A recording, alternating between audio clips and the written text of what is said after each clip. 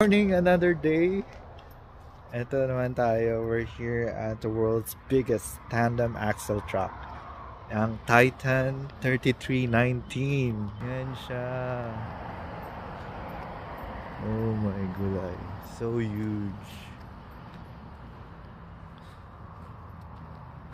Yan mo ang wheel. Ayan.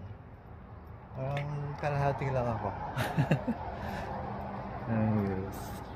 Kasya na mga 300 ilang golf balls. 300 golf balls.